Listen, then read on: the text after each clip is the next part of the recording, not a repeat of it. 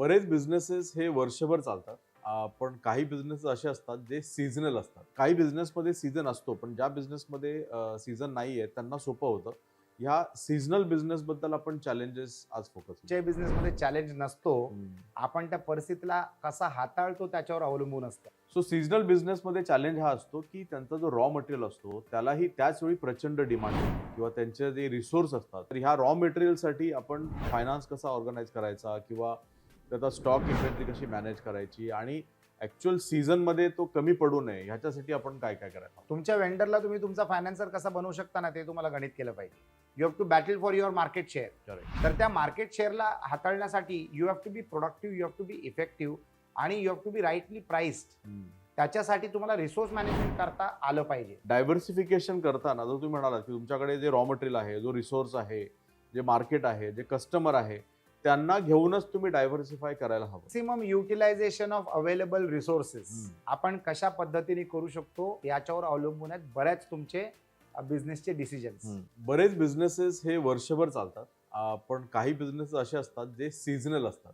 जसं आता मार्च, एप्रिल, मे, जून हे प्रवासाचे सीझन आहेत. प्रवास रिलेटेड ज्यांचा बिझनेस आहे, टूर्स असेल, ट्रॅव्हल असेल, रिसॉर्ट असतील, वॉटर पार्क असतील, यांच्यासाठी हा सीझन जास्त असतो. पण ह्या प्रत्येक उद्योजकांचं असं म्हणणं असतं नेहमी की पुढचं 8 महिने आम्ही काय करायचं, किंवा जो सीझनमध्ये जो लोड येतो तेवढाच बिझनेस जर वर्षभर झाला तर आमची बिझनेस ग्रोथ होईल. तर ते आपल्या बिझनेसला फक्त त्या सीझन पुरतं लिमिट करून करायचं नसतं त्यांना. पण त्यांना वर्षभर काहीतरी पॅरलल ऑप्शन करायचे असतील तर एक बिझनेस चांगला स्टेबल करण्यासाठी वर्षभर त्याचं फ्लो चांगला असायला हवा, कस्टमरचा फ्लो चांगला असायला हवा किंवा टर्नओव्हर चांगला व्हायला हवा. तर आपण आज ह्या विषयावर बोलूया की काही बिझनेसमध्ये सीझन असतो, पण ज्या बिझनेसमध्ये सीझन नाही आहे त्यांना सोपं होतं. ह्या सीझनल बिझनेसबद्दल आपण चॅलेंजेस आज फोकस करू. नक्की. म्हणजे मी तर असं म्हणेन की कुठच्याही बिझनेसमध्ये चॅलेंज नसतो, आपण त्या परिस्थितीला कसा हाताळतो त्याच्यावर अवलंबून असतं. म्हणजे ज्यांचा सीझनल बिझनेस असतो त्यांची दिशा फक्त त्या सीझनकडेच असते. म्हणजे ते लोक त्यांचे ऑपरेटिंग कॉस्ट सुद्धा अशा पद्धतीने मॅनेज करून ठेवतात की मॅक्झिमम त्यांची ऑपरेटिंग कॉस्ट हाय असते जेव्हा त्यांचा सीझन सुरू होतो. आणि तो सीझन अमुक दिवसांचा असू शकतो किंवा तो सीझन अमुक महिन्यांचा असू शकतो. पण लोक त्यांचा बिझनेस त्या सीझनच्या हिशोबाने ऑटोमॅटिकली को रिलेट करतात. म्हणजे आपण प्लॅनिंग कशा पद्धतीने करू शकतो इन्कम आणि एक्सपेंडिचरची, ते तुम्हाला ठरवता येतं, ॲडव्हान्समध्येच ठरवता येतं. तर मला नाही वाटत की त्याच्यामध्ये चॅलेंजेस असतील. त्याला आपल्याला चांगलं मॅनेजमेंट करता आलं पाहिजे. आणि वेगवेगळे सीझनचे लोक वेगवेगळ्या पद्धतीने मॅनेज करतात. कितीतरी लोकांचे सीझन दिवस फक्त 11 दिवस असतात, गणपतीचे दिवस. पण त्या 11 दिवसांच्या मागे 350 दिवसां किंवा 350 दिवसांपेक्षा जास्ती दिवसांची कष्ट असतात, मेहनत असते. तर ते ऍक्टिव्हेट होतात योग्य वेळेवर. एक उदाहरण देतो. आम्ही एका देशात गेलेलो 15-18 वर्ष अगोदर.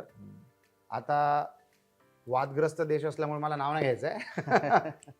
त्यांची प्लॅनिंग एवढी चांगली असते की युरोपला सगळी फुलं त्यांच्या देशातनं जातात. तर त्यांची एवढी चांगली प्लॅनिंग असते की 24 डिसेंबरला माल उतरतो युरोपमध्ये विमानांनी, फुलं. आणि त्या फुलांचं प्लॅनिंग बॅकवर्ड असतं की ते कधी पेरलं पाहिजे, कसं वागवलं पाहिजे, त्याच्याबरोबर कसं वागलं पाहिजे, पाणी, खत, बीज जे काय असेल ते टेक्निकल, कारण मला त्याची एवढी कल्पना नसेल.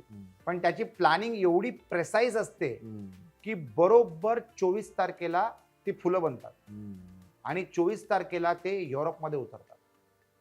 Fresh flowers. म्हणजे तुम्ही इमॅजिन करा त्याच्या मागे प्लॅनिंग किती असेल. आता हा तर विषय झाला फुलांचा, पण असेच बरेच असे बिझनेसेस असतात. For example fire crackers.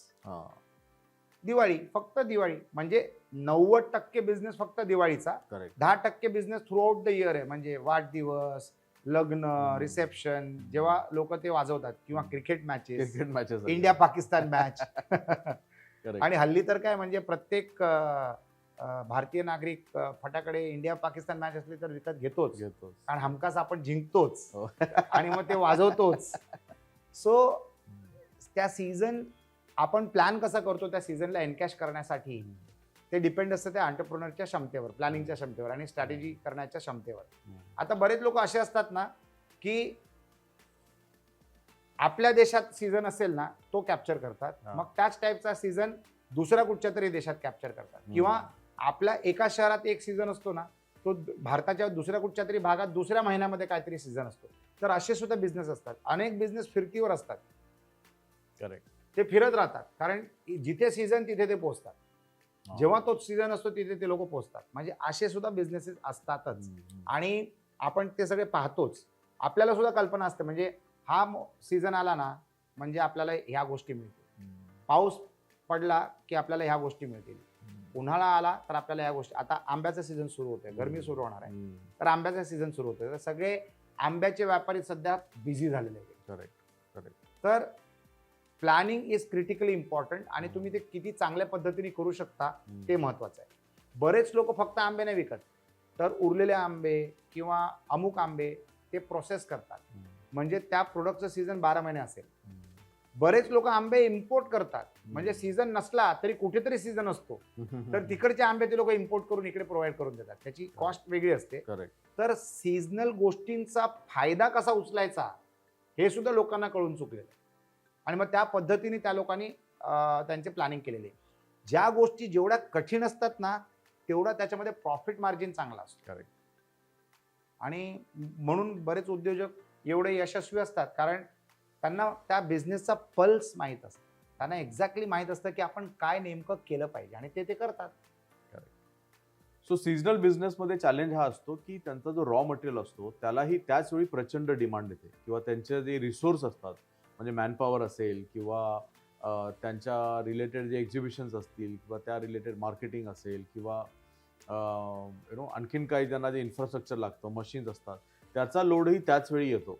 त्यामुळे अशा गोष्टींचं आधी प्लॅनिंग करायला हवं. जसं आपण मगाशी म्हणालो गणपती 11 दिवसात असतो, पण गणपतीच्या मूर्त्या ह्या 6 महिने आधीपासून बनवायला सुरुवात केली जाते. त्यामुळे पहिले 6 महिने ते बनवतात आणि मग फक्त 11 दिवस ते सेल करतात किंवा त्याची विक्री होते. तर अशा पद्धतीने की रॉ मटेरियल मॅनेजमेंट हा एक मोठा विषय होतो अशा बिझनेसेसमध्ये. तर ह्या रॉ मटेरियलसाठी आपण फायनान्स कसा ऑर्गनाईज करायचा, किंवा त्याचा स्टॉक इन्व्हेंटरी कशी मॅनेज करायची, आणि ॲक्च्युअल सीझनमध्ये तो कमी पडू नये ह्याच्यासाठी आपण काय काय करायला हवं? तुमच्या वेंडरला तुम्ही तुमचा फायनान्सर कसा बनवू शकता ना ते तुम्हाला गणित केलं पाहिजे. It is all about resource management. सगळ्यात सोपं असतं लोन घेणं, आणि सगळ्यात चांगलं असतं वेंडरकडनं क्रेडिट घेणं. म्हणजे आपण नेहमी म्हणतो की तुम्ही क्रेडिटवर धंदा नाही करायचा, तो आपल्यासाठी. पण तो आपल्यासाठी. पण आपण दुसऱ्याकडनं जर क्रेडिट घेतलं तर ते फायदेशीर ठरू शकतं. बरेच लोक आज असे करतात की जे प्रामुख्याने रॉ मटेरियल असतं ना, बरेच हुशार एंटरप्रेन्योर्स त्यांना पार्टनरच बनवून घेतात. म्हणजे त्यांना रेट फ्लक्च्युएशन लागत नाही. Correct. त्यांना रॉ मटेरियल चांगल्या रेटमध्ये मिळतं, आणि जो रॉ मटेरियल प्रोव्हाइड करतो ना तो काय विचार करतो, मला माझं प्रॉफिट बिझनेसच्या प्रॉफिटमधनं मिळेल. तर it becomes a win win situation. स्पर्धा भरपूर आहे, म्हणजे तुम्हाला ज्या गोष्टी करायच्या आहेत ना त्या गोष्टीमध्ये बरेच प्लेयर असतात, आणि बरेच चांगले प्लेयर असतात. मग त्यांच्याकडनं तुम्हाला तो बिझनेस काढून घ्यायचा आहे, कारण it is like a war only ना. म्हणजे you have to battle for your market share. Correct. तर त्या मार्केट शेअरला हाताळण्यासाठी you have to be productive, you have to be effective, आणि you have to be rightly priced. त्याच्यासाठी तुम्हाला resource management करता आलं पाहिजे. तर हे तुम्ही कसं करू शकता, तर एखाद्या अशा वेंडरला तुम्ही तुमच्या बॅकएंडमध्ये ठेवलं पाहिजे जो मोठ्या प्रमाणात काम करतो. कारण इट इज, मी लोकांना नेहमी म्हणतो, profit is in the buying, profit is not in the selling. खरेदीमध्ये प्रॉफिट असतो, विकण्यामध्ये प्रॉफिट नसतो. कारण विकताना जर तुम्ही ते कमी दरात विकलं तर तुमचं मार्केट मोठा आहे, आणि विकत घेताना जर तुम्ही ते स्वस्तात घेतलं तर तुम्ही प्रॉफिट कमवू शकता. तर ह्या गोष्टींना जर तुम्ही इम्प्लिमेंट करता आलं तुम्हाला, म्हणजे अनेक लोकांनी हे पहिल्यांदा ऐकलं असेल कदाचित असा फॉर्म्युला, की देर इज बायर्स बेनिफिटचा गेम आहे आता. Correct. मी समजा एखादा प्रोडक्ट बनवतोय आणि रॉ मटेरियल मी जर तुमच्याकडनं विकत घेतोय, तर मला तुमच्याकडनं विकत घेताना फायदा झाला पाहिजे. आणि समजा दुसरी कोण व्यक्ती माझा कस्टमर आहे तर त्याला माझ्याकडनं विकत घेण्यासाठी त्याचा फायदा झाला पाहिजे. तर it is called buyers benefit, buyers profit. जो विकत घेणारा माणूस असतो ना त्याला फायदा मिळाला पाहिजे. त्याला आपण म्हणतो व्हॅल्यू क्रिएशन. म्हणजे कमी पैशात जास्ती व्हॅल्यू. ते कधी घडू शकतं जर माझी खरेदी चांगली असली तर. म्हणून आपलं सोर्स कसा निवडावा याला अत्यंत जास्ती महत्त्व आहे. Without compromising on the quality or the output. हे कॉम्प्रोमाइज न करता आपण चांगल्या दरात आपल्या कस्टमरला ते कसं देऊ शकतो. अनेक अशा कंपनीज आहेत ज्यांचे प्रोडक्ट्स आहेत ना over a period of time कमी होत जातात कॉस्टिंग त्याची, तर ते कसं होऊ शकतं? किंवा त्याच कॉस्टमध्ये अजून बलवान प्रोडक्ट मिळतात, अजून चांगले प्रोडक्ट मिळतात. तर ते कसं होऊ शकतं? Only by value creation. Supply chain मॅनेजमेंटला कंट्रोल करणं, सोर्स ऑफ रॉ मटेरियल्सना इम्प्रूव्ह करणं, या गोष्टींमुळे तुम्ही ते करू शकता. यू गेट मी? मी तुम्हाला एक उदाहरण देतो. फॉर एक्झाम्पल, आम्ही वॉटर स्टोरेज टँक्स मॅन्युफॅक्चर करतो. तर ग्लास फ्यूज टू स्टील नावाचं एक प्रोडक्ट आहे, ज्याच्यामध्ये त्या मेटलवर ग्लासचं इन्फ्युजन केलं जातं 1000 डिग्रीच्या टेम्परेचरवर, आणि that helps you to avoid corrosion. तर आता आम्ही एक इन्व्हेंट केलं प्रोडक्ट, ज्याला आम्ही नॅनो टेक्नॉलॉजी म्हणतो. त्याच्याने आम्ही त्या मेटलवर असा एक लेप लावतो 180 डिग्रीजच्या टेम्परेचरवर, की ते प्रोडक्ट 15 ते 40% स्वस्त पडतं मार्केटपेक्षा. ग्लोबल टेक्नॉलॉजी आहे GFS, आणि ही आम्ही घरात बनवलेली टेक्नॉलॉजी, आणि प्रोडक्टची युटिलिटी तेवढीच चांगली, पण तुमची कॉस्ट कमी, आणि एन्व्हायरमेंटल फ्रेंडली प्रोडक्ट आहे. तर जर तुम्ही तुमचा सोर्स किंवा तुमची प्रोसेस इम्प्रूव्ह केली, चेंज केली, तर बायर बेनिफिट तुम्ही क्रिएट करू शकता. जर ते बायर बेनिफिट तुम्ही क्रिएट केलं, तर तुम्हाला हमका चांगला बिझनेस मिळू शकतो. सीझनल बिझनेसेसमध्ये फॉर एक्झाम्पल, आता जिथे पाऊस कमी पडतो तिथे वॉटर स्टोरेज मोठ्या प्रमाणात लागतं, तर that becomes our seasonal business. तो आमच्या वॉटर स्टोरेज टँकसाठी सीझनल बिझनेस झाला, तर त्याला आम्ही तसं टॅप करतो. आता माझं एक ब्रँड आहे ज्याला आम्ही म्हणतो bod active. It is a gymwear आणि ॲथलीजर ब्रँड. डिसेंबर, जानेवारी आणि फेब्रुवारी याच्यामध्ये आमचा सगळ्यात जास्ती सेल होतो. कारण जानेवारीमध्ये लोक रेझोल्युशन बनवतात, जिमचे पैसे भरतात, म्हणजे दे बिकम डोनर्स. ते जिम्सना पैसे डोनेट करतात. जिममध्ये 100% लोक ज्यांनी पैसे भरले ते आले ना, तर ती जागा पुरणार नाही.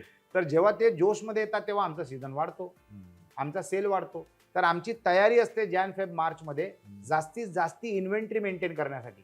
तर आमच्या खरेदीचं प्लॅनिंग जे आहे ना, ते जून जुलैपासूनच चालू होतं, कारण आम्हाला ते ऑर्डर प्लेस करावं लागतं. बरेच मटेरियल आमचे इम्पोर्ट होतात, जपान, कोरिया, चायना, इंडोनेशिया आणि विदिन द कंट्री. तर ते डिलिव्हर व्हायला वेळ लागतो, तर आम्हाला त्याचं बॅकवर्ड प्लॅनिंग करावं लागतं. तर त्या हिशोबाने आम्ही आमचे रिसोर्सेस मॅनेज करून ठेवतो आणि थांबतो. तर ह्या सगळ्या गोष्टी जर तुम्ही व्यवस्थित प्लॅनिंग प्रमाणे जर करत गेलात ना, तर you can really encash a brilliant opportunity. For example, बुक्सचा, स्टेशनरीचा बिझनेस, जून जुलै, मे जून जुलै हायएस्ट बिझनेस, 3 महिन्याचा मोठा धंदा. का? कारण शाळा सुरू होतात, आणि त्याच वेळेला आपण दप्तर विकत घेतो, कंपास बॉक्स विकत घेतो, पुस्तकं विकत घेतो, वगैरे, लंच बॉक्स, वॉटर बॉटल, या सगळ्या गोष्टी आपण कधी विकत घेतो? मे जून जुलै, शाळेच्या तयारीसाठी. तर त्यांच्यासाठी तो सीझनल युनिफॉर्म, त्यांच्यासाठी तो सीझनल बिझनेस आहे. तर त्यांची तयारी त्याप्रमाणे असते. Seasonal business is all about inventory management, की तुम्ही तुमची इन्व्हेंटरी मॅनेज कशी करू शकता. म्हणजे रॉ मटेरियलची इन्व्हेंटरी आणि फिनिश प्रोडक्टची इन्व्हेंटरी, कारण ती मॅनेज करता आली पाहिजे. त्याच्यामध्ये तुमचं गणित चुकलं नाही पाहिजे. त्याच्यानंतर तुम्हाला फ्लेक्सिबिलिटी पण ठेवावी लागेल, की कदाचित जर डिमांड जर जास्ती झालं तुमच्या प्रोडक्ट आणि तुमच्या ब्रँडसाठी, तर ती तुम्हाला त्याची पूर्तता करता आली पाहिजे. रेनकोट आणि छत्र्या, rainy season is the season. Mithai, Diwali is the season. Cakes, Christmas is the season. New year is the season. तर अशा सीझनल बिझनेसेसना हँडल करणारे जे उद्योजक असतात ना, त्यांच्याकडे ती मास्टरी येते. आता एक नवीन टाईपचा बिझनेस मॉडेल सुद्धा सुरू झालेला आहे. जी सामग्री मी माझ्या सीझनसाठी वापरतो, त्या सामग्रीचा वापर मी इतर कामांसाठी कसा आणू शकतो. म्हणजे माझ्यासाठी मग तो 12 महिन्याचा बिझनेस होऊ शकतो. म्हणजे ज्या मटेरियलने मी गणपती बनवतो, गणपती बाप्पा बनवतो गणपतीच्या सीझनसाठी, त्याच मटेरियलचा वापर मी दुसरे कुठे करू शकतो. तर पीओपी मध्ये काम करणारे जे एक्सपर्ट असतात ना, ते गणपतीच्या वेळेला बाकी सगळं काम सोडतात आणि त्या स्किलचा वापर ते फक्त गणपती बाप्पा बनवण्यासाठी करतात. तर असे लोक असतात ज्यांनी त्यांचा सीझन 12 महिने ठेवलेला आहे, फक्त महिन्यानुसार तो बिझनेस करतात. त्या महिन्यामध्ये तो बिझनेस ते करतात. तर अशा पद्धतीने देखील बरेच उद्योजक आहेत जे कार्यरत आहे उद्योजकतेमध्ये, आणि दे आर स्मार्ट पीपल. त्यांना माहिती आहे या गोष्टींचा वापर कशा पद्धतीने केला पाहिजे. जे लाकडाबरोबर काम करतात त्यांना पण माहित असतं की पावसात काय करायचं, थंडी असली तर काय करायचं, कुठचं काम कधी करायचं. They know it much better. तर सीझन तुम्हाला शिकवतो त्यांना काय हवंय, त्या सीझन प्रमाणे लोकांना काय हवंय हे सीझन तुम्हाला शिकवतो, आणि त्या पद्धतीने हे लोक वळतात आणि वागतात. Correct. So cash flow maintain करण्यासाठी आपण सीझन बिझनेसवर अवलंबून नाही राहू शकत आणि बऱ्याचदा लोक सीझन संपला की विचार करतात की मी काय करू. आता तुम्ही युनिफॉर्म्स म्हणाला, तर माझ्या ओळखीचा एक उद्योजक आहे, तो स्कूल युनिफॉर्म्स करतो, पण बाकीची वर्षभर ना तो कॉर्पोरेट युनिफॉर्म्स बनवतो, जे एक वर्षभर मार्केट आहे. किंवा आणखीन कुठल्याही प्रकारचं. आता एक टूर्स अँड ट्रॅव्हल्सवाला माझा मित्र आहे, त्याचं फक्त वेकेशनमध्ये जास्त बिझनेस असतो. तर त्यांनी दुसरा एक व्हर्टिकल सुरू केला, जो एक्झिबिशन्सला घेऊन जातो आणि एक्झिबिशन्स ही वर्षभर होतात. सो प्रत्येकाने असा एक मॉडेल चूज करायला हवा आणि त्याचं टार्गेट असायला हवं ॲटलिस्ट कमीत कमी सस्टेनन्स ऑफ द बिझनेस.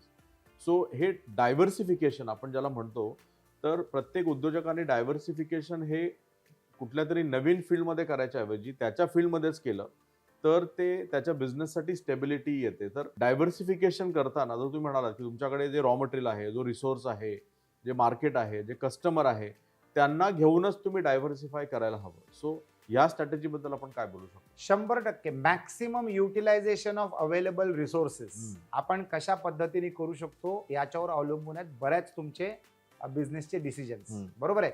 आता फॉर एक्झाम्पल समजा आम्ही रेस्टॉरंट चालवतो सांते स्पा कुझिनच्या नावाने, तर त्याच किचनला रात्री आम्ही बेकरीमध्ये कन्वर्ट करतो. म्हणजे इन्फ्रास्ट्रक्चर तेवढंच, लोक वेगळी येतात रात्री आणि त्याच इन्फ्रास्ट्रक्चरमध्ये आमचे बेकरी प्रोडक्ट्स बनतात. म्हणून सांते स्पा कुझिनमध्ये जर तुम्ही कधी गेलात तर जे तुम्ही तिथे कन्झ्युम करता एव्हरीथिंग इज मेड बाय सांते. आता बेकरीचे आयटम्स आम्ही दिवसामध्ये नाहीच बनवू शकत, कारण किचन बिझी असतं रेग्युलर ऑर्डर्सनी. रात्री किचन आयडल असतं, तर त्याच रिसोर्सेसना वापरून आम्ही त्याच्यामध्ये बेकरी प्रोडक्ट्स बनवतो. तर तुमच्या रिसोर्सेसना एंगेज कसं ठेवायचं हे समजणं अत्यंत महत्वाचं आहे. त्याच रिसोर्सेसचा वापर करून जर तुम्ही ॲडिशनल काय प्रोडक्ट्स बनवू शकलात तर इट इज एक्सलंट. आणि तेच आता बरेच लोक करतायत, भरपूर लोक करतायत. बरेच लोक त्यांच्या रेस्टॉरंटचा वापर जो आहे ना ते क्लाउड किचनमध्ये सुद्धा करतात. म्हणजे ऑफ आवर्समध्ये ते असे प्रोडक्ट्स बनवून ठेवतात ज्यांना लॉंगर शेल्फ लाईफ असल्यामुळे त्याची इन्व्हेंटरी मेंटेन करतात ते आणि नंतर ते विकतात. जसं फॉर एक्झाम्पल आम्ही बेकरी आयटम्स विकतो, सेपरेटली पण विकतो, तर it becomes an independent business revenue model also. तर या गोष्टींचा आपल्याला विचार करता आला पाहिजे. जसं मी म्हणालो की आंबेवाले जे आहेत ते आंब्याचा पल्प पण बनवतात, म्हणजे 12 महिने ते प्रोडक्ट अवेलेबल असतं. जर तुमच्याकडे एक्सेस डिमांड आला आंब्याचा तर भाव पडतो. समजा सीझन चांगलं झालं आणि एक्सेस आंबे आले तर भाव पडतो. तर बरेच लोक काय करतात, स्वस्तात विकण्यापेक्षा त्याचं ते रूपांतर करतात एका पॅकेज प्रोडक्टमध्ये. मग त्याचा सीझन लांबतो. म्हणजे it is not only for summer. जर तुम्ही त्याला प्रोडक्टमध्ये कन्वर्ट केलं तर it has a longer shelf life. Correct. You get me. तर त्याच पद्धतीने लोक कामं करतात. Whether it is mango or whether it is tomato, ज्याचे तुम्ही केचप बनवता, मग ते वर्षभर टिकतं कारण त्याची शेल्फ लाईफ वाढते, महिन्यांनी वाढते, अनेक महिन्यांनी वाढतात. तर तुम्हाला ते करता आलं पाहिजे की बाबा मी ह्या प्रोडक्टचं किंवा माझ्या या रिसोर्सेसचा मल्टिपल वापर कसा करू शकतो ते बघायचं तुम्हाला. फॉर एक्झाम्पल आता आमची जी फॅक्टरी आहे, जे वॉटर स्टोरेज टँक्स आम्ही बनवतो, तर आता त्याच मशिनरीला आणि त्याच मॅनपॉवरला आणि त्याच फॅक्टरीला घेऊन अनेक असे काय प्रोडक्ट बनवू शकतो जे आम्ही B2C विकू शकतो, म्हणजे बिझनेस टू कस्टमर विकू शकतो. कारण आमच्याकडे आज जो बिझनेस आहे तो B2B आहे किंवा B2G आहे, कारण आमचे प्रोडक्ट आयदर बिझनेसेस विकत घेतात किंवा गव्हर्नमेंट विकत घेतात. पण आता आम्हाला त्या कॅटेगरीमध्ये जायचं जिथे आम्ही B2C करू शकतो बिझनेस. तर आम्ही आता छोट्या साईजचे वॉटर स्टोरेज टँक्स बनवतोय इन मेटल. बरोबर आहे, कारण plastic is bad for water storage आणि आपल्या सगळ्यांच्या घरांमध्ये प्लास्टिकच्या टँक्स लागलेले असतात, त्या हानिकारक असतात. तर we are coming up with 500 litre, 1000 litre, 1500 litre, 2000 लिटरचे टँक्स जे तुम्ही घरात लावू शकता. शहरांमध्ये तर कदाचित आता गरज नाही आहे पाण्याच्या टाक्यांच्या प्रत्येक घरामध्ये, पण अजूनही 2 tier 3 tier सिटीजमध्ये किंवा मुंबईच्या आउटस्कर्ट्समध्ये तुम्हाला पाण्याची टाकी लावून मिळते आणि तिथे 24 तास पाणी नसतं वॉटर मॅनेजमेंटसाठी. तर आता आम्ही B2C चा बिझनेस सुरू करतो. B2C मध्ये प्रत्येक व्यक्ती आमचा कस्टमर बनू शकतो. तर त्याच रिसोर्सेसला वापरून आम्ही नवीन प्रोडक्ट्स क्रिएट करतोय. फक्त सीझन्स आणि सीझनल बिझनेसपेक्षा आपल्या एक्झिस्टिंग इन्फ्रास्ट्रक्चरचा ॲडिशनल वापर आपण कसा करू शकतो याचा देखील आपण विचार केला पाहिजे. ग्रेट. सो एक इंटरेस्टिंग उद्योजक मला भेटला आणि तो काजू कतली बनवतो. दिवाळीमध्ये सगळ्यात जास्त highly gifted item is kaju katli.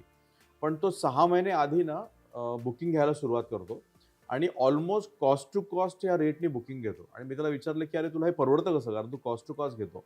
बोलतो मला माझ्या रॉ मटेरियलची साईज वाढवायची, कारण सीझनमध्ये जे ऑर्डर येणार ना त्या येणारच. म्हणजे समजा मला 1000 किलोची ऑर्डर येते सीझनमध्ये, तर मी आधी जर 1000 किलोचं बुकिंग घेतलं तर मला बाईंग 2000 किलोचं करता येतं आणि त्याच्यामध्ये माझी कॉस्ट वाढते. आणि दॅट वॉज अ इंटेलिजंट, माझी कॉस्ट घटते. कमी होते. हा. माझी बाईंग कॉस्ट जी आहे ना ती रॉ मटेरियलची कमी होते, कारण मी 1000च्या ऐवजी 2000 किलो आता रॉ मटेरियल घेतोय.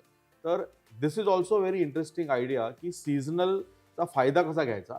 आणि 6 महिने आधी जर तुम्ही हेवी डिस्काउंटनी घेतलं तर कस्टमर इज ऑल्सो हॅपी की अरे मी प्री बुक करतो आणि that is how it can be manage. आणि थोडक्यात बघायला गेलो तर तुमचा कस्टमर तुमचा फायनान्सर झाला, फायनान्सर झाला. कारण तुम्हाला ऍडव्हान्स मध्ये पैसे मिळतात, तर हा. तुमची बाईंग कॅपॅबिलिटी आणि कॅपॅसिटी सुद्धा वाढते. Correct. तुमचे नेगोशिएटिंग पॉवर वाढतात, कारण तुम्ही स्पॉट पेमेंट करू शकता तुमच्या रॉ मटेरियल प्रोव्हायडरला. करेक्ट. लोकांना कल्पना असावीच, नसली तरी मी सांगतो, असली तरी मी सांगतो. स्टारबक्स कॉफी विकत नाही. हो. Starbucks is one of the world largest bank. या कारण लोक स्टारबक्सचं अकाउंट ओपन करतात आणि त्याच्यात पैसे टाकतात. मी 3दा अकाउंट ओपन केलेत आणि नंतर मी ते अकाउंट विसरतो. म्हणजे ते Donation. पैसे झाले डोनेट, जिम सारखे. ते पैसे झाले डोनेट. तर Yeah. त्यांचं बिझनेस आज बँकिंग झालेलं आहे, मोर दॅन कॉफी. तर जर तुम्ही म्हणजे थोडक्यात काय झालं की तुमचा कस्टमर तुमचा फायनान्सर झाला. आणि या फायनान्सर ज्याला त्यांचा पैसा परत नकोय, ज्यांना व्याज नकोय, त्यांना तुमचं प्रोडक्ट हवंय, तर you can even plan your product. तर दिस इज व्हॅल्यू क्रिएशन. याला आपण व्हॅल्यू क्रिएशन म्हणतो. म्हणजे हा जो काजू कतली बनवतोय तो कस्टमरच्या पैशानेच त्यांना बनवून देतोय, त्याचे पैसे लागलेच नाही. That is smart business. आणि बल्कमध्ये परचेसिंग करण्यामुळे त्याला प्रॉफिट मिळतंय. तर मी नेहमी असं म्हणतो आणि मला आवडतं म्हणायला की profit is in the efficiency. Profit is not in buying and selling, की मी 100 रुपयाला विकत घेतलं, 200 रुपयाला विकलं. It is not that. कारण ते आता सगळेच करतात. तुम्ही कसं बीट करू शकता की 100 रुपयाला घेऊन सगळेच लोक 200ला विकतायत, तुम्ही 160 रुपयाला कसं विकू शकता? गेम तिथे आहे. तर that is your efficiency by making a smart play. For example, माझा एक मित्र आहे, त्यांनी शाळा सुरू केलेली. आजपासून ही 20 वर्ष अगोदरची स्टोरी आहे. तर त्यांनी काय केलं की 5 वर्षाची फीस जर तुम्ही एकत्र भरली तर मी तुमच्याकडनं फक्त 4 वर्षाची फी घेणार. क्या बात. म्हणजे 2 फायदे झाले. एक तर फीस जर वाढली तर ते तुमच्यावर लागू होत नाही. दुसरी, तुम्हाला कॅपिटल कॉस्ट मिळाली ना. 5 वर्षाची फीस जर तुम्ही 4 वर्षात रूपांतर केली आणि 4 वर्षाचे पैसे जर तुम्हाला एकत्र मिळाले तर it is interest free, non refundable money. आणि असं करून त्यांनी ती शाळा उभारली. क्या बात. आणि मोठे फीज होते म्हणजे, आणि एवढे विद्यार्थी, एक ऍक्च्युअली बघायला गेले तर they became your equity partners, the students, without giving equity. Super. तर this are all very smart strategies जे तुम्ही तुमच्या बिझनेसमध्ये राबवू शकता. शाळा सुद्धा सीझनल बिझनेस आहे, कारण तुम्हाला फीस मे, जून, जुलैमध्ये देतं. करेक्ट.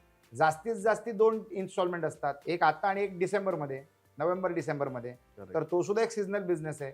म्हणजे शाळेची तयारी सुरू होते, त्यांचा प्रचार, प्रमोशन, ॲडमिशनची प्रोसेस, सिलेक्टिंगची प्रोसेस ही ॲडमिशनच्या 3 महिन्या अगोदरच सुरू होऊन जाते. मला वाटतं जर जून जुलैमध्ये जर शाळा सुरू होत असेल तर एप्रिल मे पासून तुमच्या ऍक्टिव्हिटी सुरू होतात. तर शाळा सुद्धा एक सीझनल बिझनेस आहे. त्याच्यानंतर तुम्हाला त्यांना सर्व्हिस करायचं असतं 9 ते 10 महिने.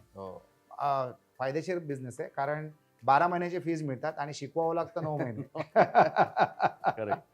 तर इट इज अ फायदेशीर बिझनेस विथ गुड सीझन्स. तर प्रत्येक सीझनल बिझनेसमध्ये तुम्ही तुमचं गणित कसं मांडता ना, त्याच्यावर अवलंबून आहे तुमची प्रॉफिटेबिलिटी आणि तुमची growth.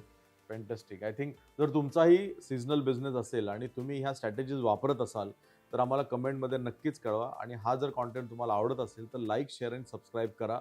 We will definitely get back to you. आणि मला खात्री आहे की तुमचा सीझनल बिझनेस असावा आणि त्याच्यामध्ये तुम्ही काहीतरी एवढं चांगलं गणित मांडलेलं आहे की एक बिझनेस सीझनल आहे आणि त्या बिझनेसच्या आधारे जे रिसोर्सेस तुम्ही उभारलेले त्याचा वापर तुम्ही वर्षभर करतात. तर ते असं काय बिझनेस तुम्ही करता त्याचा जर तुम्ही उल्लेख केला तर तुमचे कस्टमर्स वाढतील. कारण जेवढे लोक तुमचे कमेंट्स बघणार ना ते लोक तुमचे कस्टमर बनतील, किंवा कोण तुमचा भागीदार बनेल, किंवा कोण तुमचा इन्व्हेस्टर बनेल, किंवा कोणतरी तुमचा डिस्ट्रीब्युटर बनेल. तर प्लीज शेअर करा, लोकांना तुमच्याबरोबर आणि तुमच्या बिझनेस बरोबर जोडा. आणि आम्हाला देखील अनुभव उपयोगी ठरेल, आमच्या व्ह्युअर्ससाठी सुद्धा आणि आमच्यासाठी सुद्धा. So please like, share and comment on this content आणि participate with us in this journey. Thank you. Thank you.